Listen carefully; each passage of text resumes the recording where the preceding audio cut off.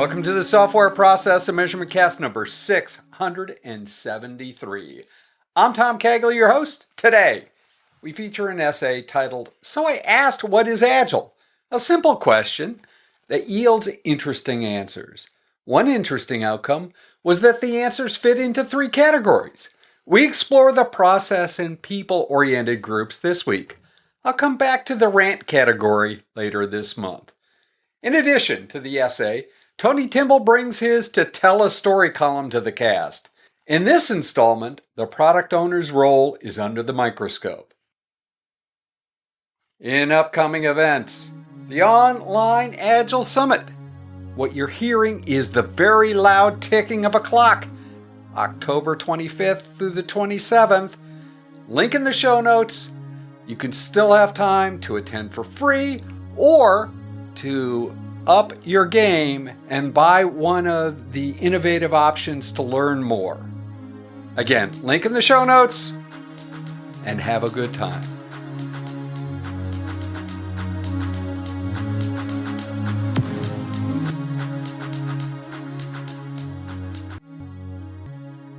I asked, how do you define Agile? If you ask the question, what is Agile in polite company, you get a wide range of answers. I know, because I've asked that question in polite and sometimes less cultured environments. Polite answers focus on ceremonies, people, mindset, guardrails, or paths. The less polite are usually a version that people are using the term Agile as a form of gaslighting. Pushing aside that last group for now, at least, we're left with two categories of answers. The first focusing on process and the second on people. Both are right because both reflect different real-world contexts and different personal and organizational needs. Perception of what is Agile, how you define Agile, is heavily influenced by what you want from Agile, the why. This is true for practitioners as well as organizations, which is why specific Agile practitioners are more comfortable in some organizations and vice versa. As a consultant, I've seen a wide range of spectrums of definitions, all tied to the reason the organization is interested in Agile. Agile as a process or as an adjective is considered by some to be an oxymoron.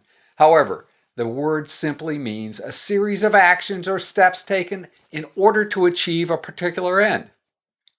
Agile techniques and frameworks and methods are processes or collections of processes. People and organizations that want a process-forward form of Agile will express needs in terms of consistency, predictability, cost control, compliance, overhead reduction.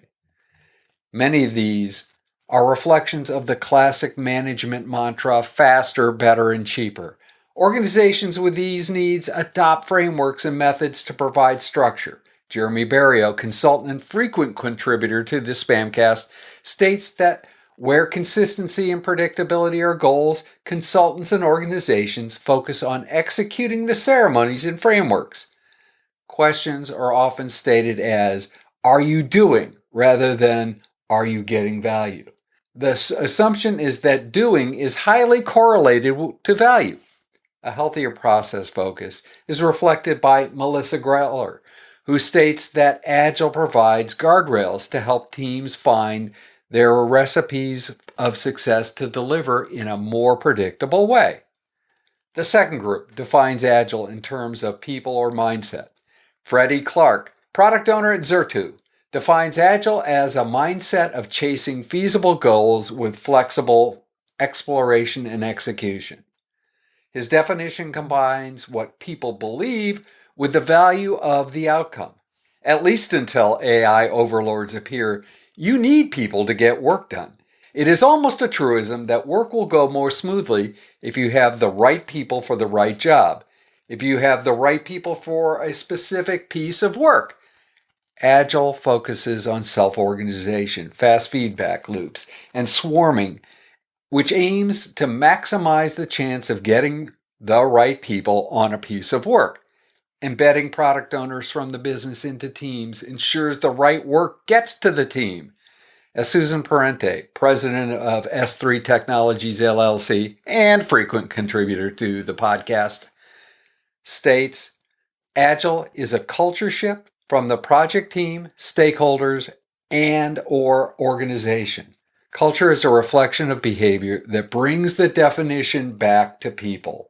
Nicole Durr, Agile coach at Lean Dog, sums the people-forward definition of Agile as harnessing the power of true teams and ingenuity of people closest to the problems to delight customers and improve business outcomes.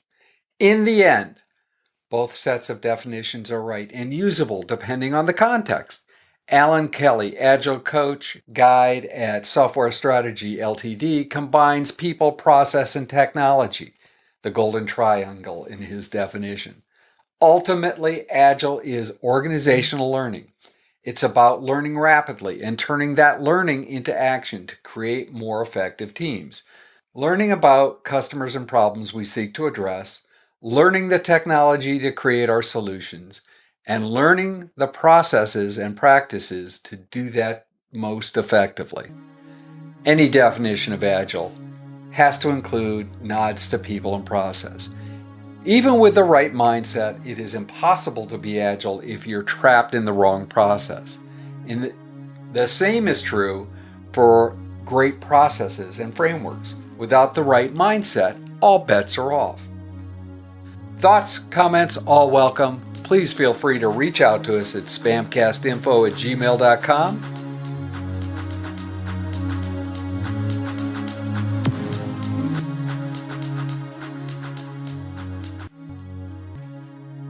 Tony Timbol, welcome to the Software Process and Measurement Cast. Great, Tom. Thank you. Great to be here.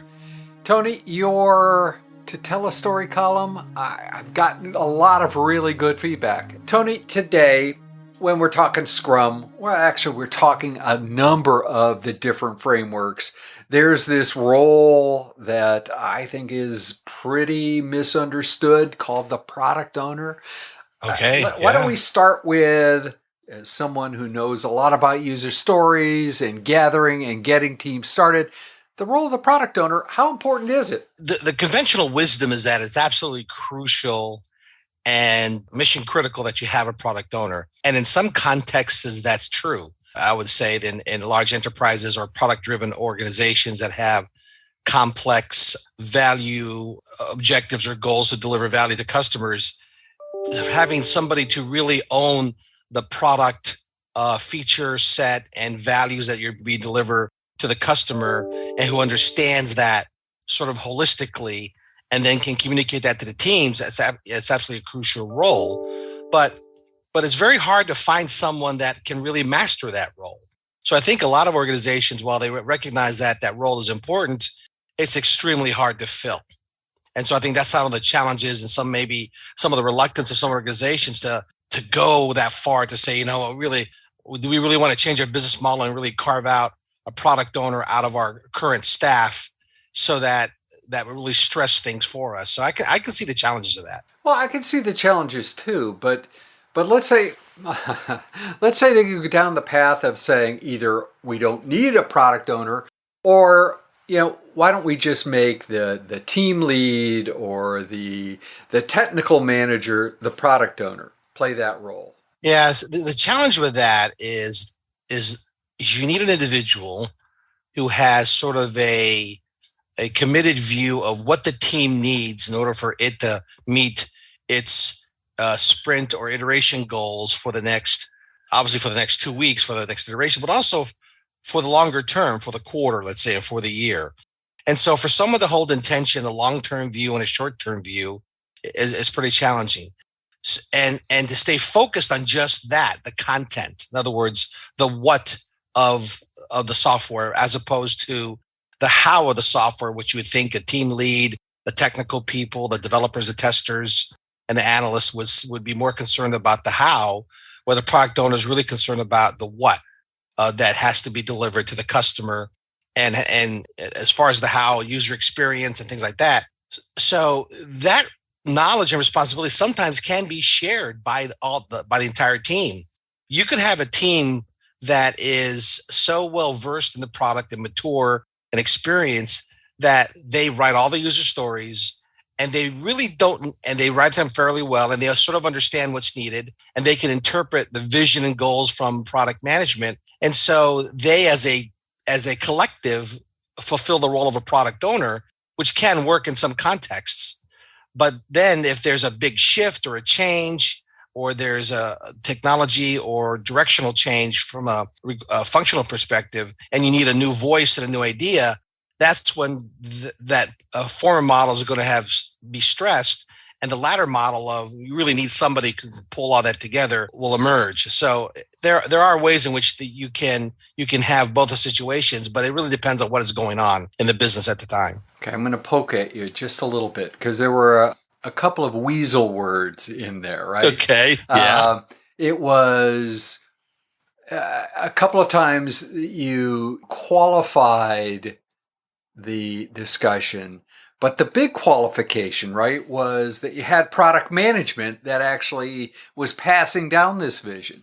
I would suggest that if there's no one playing the product owner role, I'd be willing to bet the 3/4 I have in my pocket that there's probably no product management organization passing down that goal. That interpretation is being generated by the person who's playing that proxy product owner role, whomever that is, right? And you said, they could possibly have that sort of business acumen to be able to talk about the what.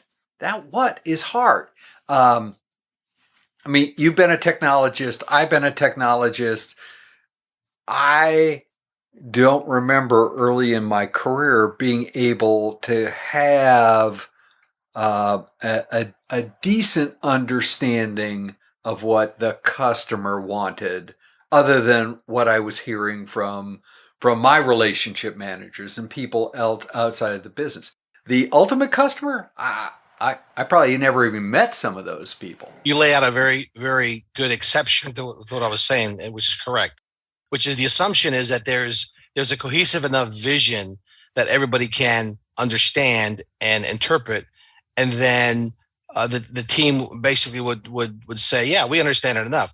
That could be seriously lacking in many organizations. In other words, the organization assumes that they assume that IT and the technology people are mind readers, that somehow they'll be able to understand what they really want by, the 5-page PowerPoint and the marketing material that they send out. And they don't really spend the time to lay out a product vision, a customer journey, and so forth. And so therefore the teams then do struggle. And so in that situation, if you don't have product management, chances are you don't have product ownership. You have a real problem with the business having direction. And so for the business not having direction, that means that you're going to write lousy software fast, and that's not going to be any good. So those are the challenges that are on the business side, that the business has to get their act together and understand, what their short-term goals are, what their long-term goals are, and how to get there from a product development journey, so that their development teams can actually become partners with them. So, and they have to be a partnership. Otherwise, it's just going to be chaotic, and there's going to be a lot of starts and stops and a lot of wasted effort. So if you were going to lay out the prerequisites for a team to go naked into the wild without a product owner, what would those prerequisites be? That the business owners or stakeholders that would either perform a proxy product management function would at least have defined where the product or the company wants to go from a customer fulfillment point of view. If they can have that articulated fairly clearly, and then have someone to be available to participate at least in the sprint reviews or the iteration reviews, right? Then that fast feedback cycle, that incremental development principle, can sort of cheat a bit on the fact that the product owner isn't there. Because in essence, the product owner would be that representative of the business during the 2-week iteration leading to the sprint review. But at least if you have the sprint review and you had those business stakeholders in the meeting, that would be the absolute prerequisite. In other words, if you're not going to have a product owner, you got to be in that meeting. You got to look at the software. You got to give feedback. And so if you opt for a no PO role, then you have to have commitment to that interim ceremony every 2 weeks, so you can provide that fast feedback cycle to the team, and see if the team is doing well enough collectively to be the replacing the virtual product owner and fulfilling the function themselves as a team. And they should do that at least, once a quarter? They should have a quarterly sprint versus... No, that every 2 weeks. The business owners, so that's the price the business owners have to pay, right? If the business owners or the stakeholders or their senior leaders don't want to be in that meeting every 2 weeks, well, guess what? Hire a product owner or carve one out from your organization. Or go back to waterfall and make Or go back to waterfall. You're wasting your time with incremental development. Tony, your advice on this topic, I think, is very salient and very to the point and pragmatic, because I think it isn't probably as absolute as we would want it to be. How can people continue the conversation? How can they find Tony Timbol and Agile Ready on the web? You can reach me at tonytimbol.com, my brand site. There's many Explore sections available, including a section on Agile Ready, which you can see the software that's available there. But also, you can contact me through my email address. Just as an aside, I am going to be rolling out a whole new series of product owner training called Practical Product Owner, Master the Practical in 1 day, because I think there's a need in that marketplace. There's so much certification out there, but a lot of folks just can't spend all that time in certification classes, but they really need to master what they need to get going. So I wanted to put that out there, and I'm going to be offering those classes for the rest of the year and into 2022. So that's how they can get a hold of me. Super. And that classware how is that going to be delivered? It'll be virtual live instructor. It's not going to be recorded. I don't believe in charging people for a recording. I'll be doing those classes live. Those recordings will be available for the lifetime of the person. And in addition, every attendee of the class will get a 1 year 8-user license of Agile Ready, the user story software rating system that I've developed. So a lot of value in that class. Tony, thank you for bringing your To Tell a Story column to the Software Process and Measurement Cast. Thank you.